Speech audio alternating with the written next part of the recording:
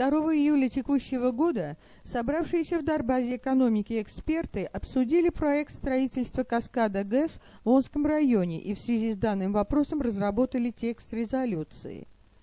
В целях прозрачности следует приостановить в Онском районе реализацию проекта каскада гидроэлектростанции до его рассмотрения обществом, что подлежит Орхусской конвенции о доступности, связанной с природоохранными вопросами информации, участии общественности в процессе принятия решений, а также доступности вопросов правосудия в этой сфере.